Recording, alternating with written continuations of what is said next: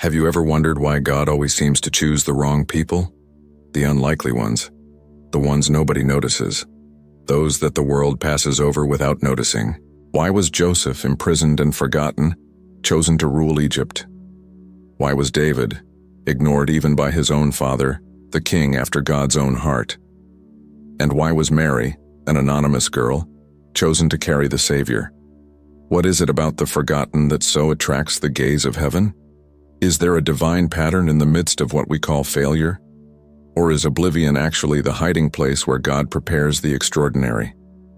The answer to this can completely change the way you see your own story, because perhaps the silence that bothers you is the same silence that God uses before revealing the chosen ones.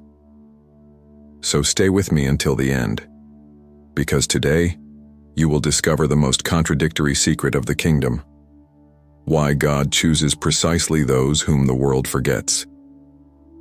Did you know that the greatest heroes of the Bible began as forgotten? Joseph, for example, was forgotten in prison, and only later did Egypt bow before him. What seemed like abandonment was merely preparation. God works silently in places no one wants to be, and it is there that he forms the chosen ones. The world is quick to recognize, but God is dedicated to shaping. While society seeks a stage, heaven seeks depth. The forgotten walk outside human focus, but within the divine gaze. Forgetfulness for God is a tool. It never fails. Those the world ignores are those God observes most. He seeks pure hearts, not impressive resumes. And it is in anonymity that character is revealed without makeup. The forgotten are not invisible. They are preserved. Silence is God's language when he wants to teach trust. He silences the world's applause to amplify faith. Every minute of forgetfulness is a lesson in dependence. God does not forget. He prepares to remember at just the right time.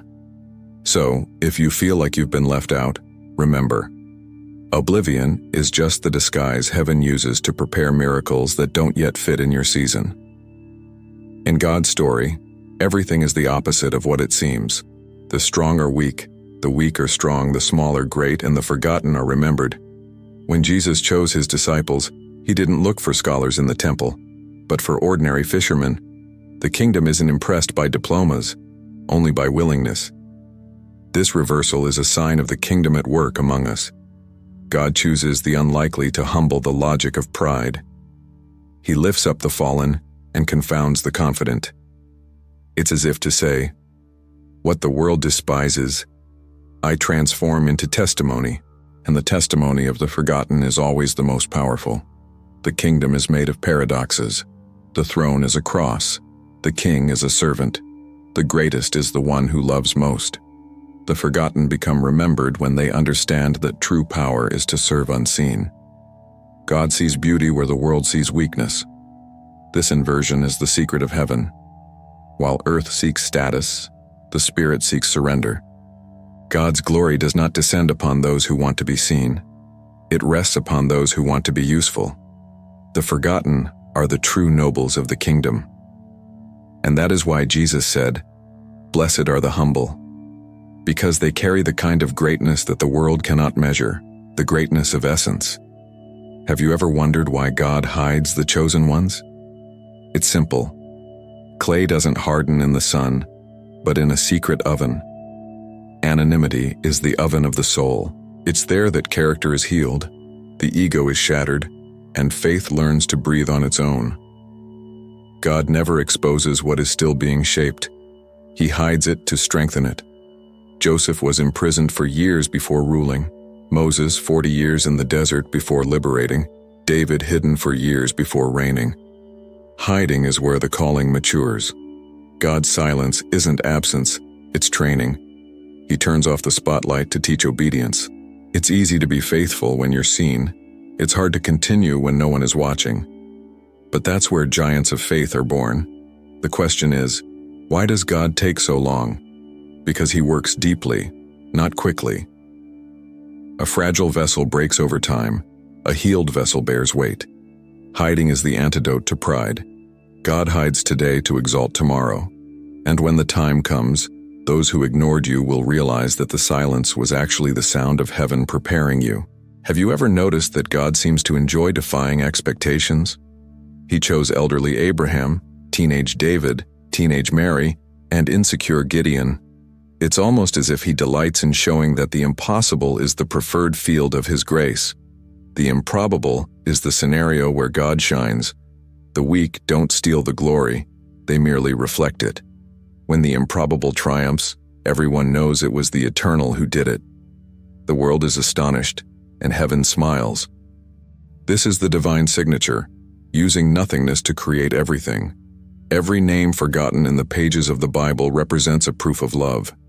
God doesn't seek power, he seeks purity. He uses those who don't consider themselves worthy, because it is in humility that the Spirit finds room to act. Fun fact, did you know that the name of Moses, the great liberator, means drawn from the waters? Even his name is a metaphor, someone the world tried to drown, but God set aside to save others. The unlikely are the eternal reminder that grace is unpredictable. God chooses those the world forgets, because only those who know silence can keep the secret of glory. Grace is like the wind, invisible, yet impossible to ignore.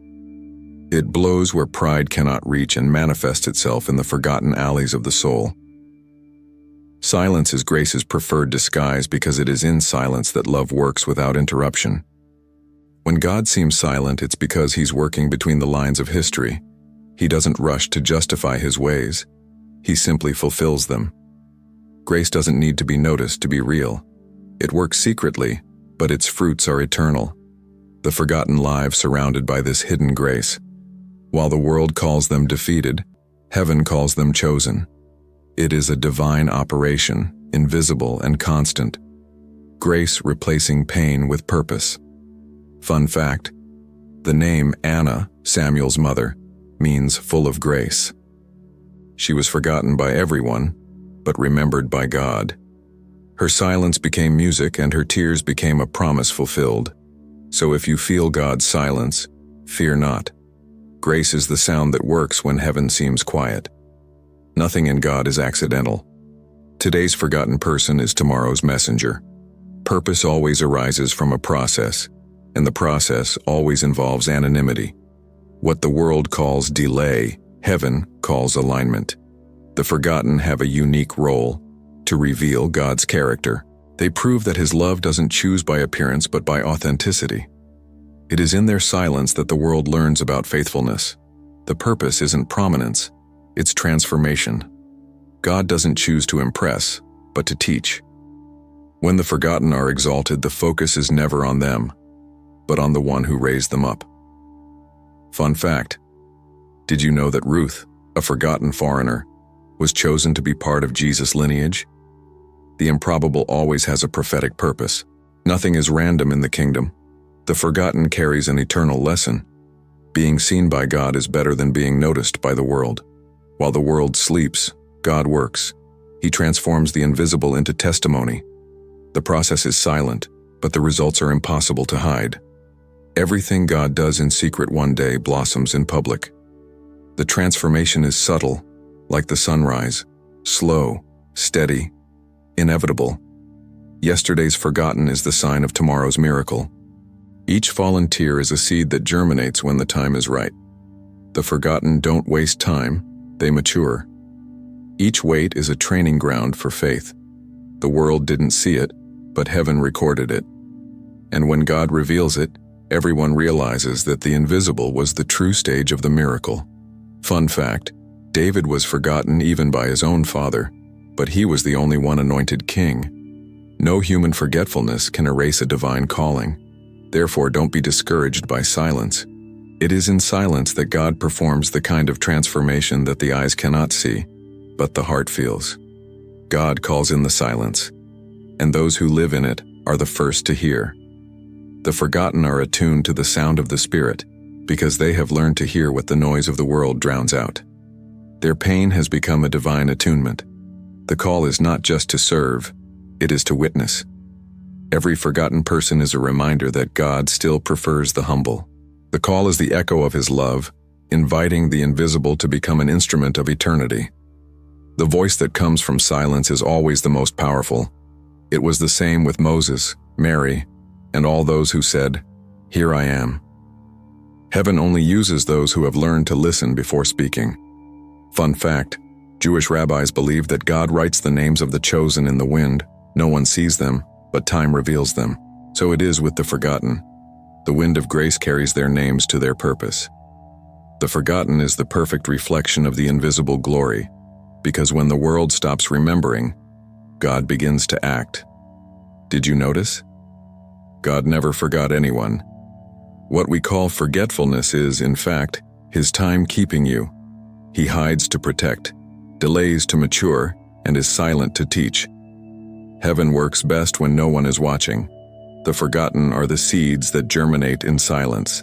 When the world finally notices them, God has already prepared them.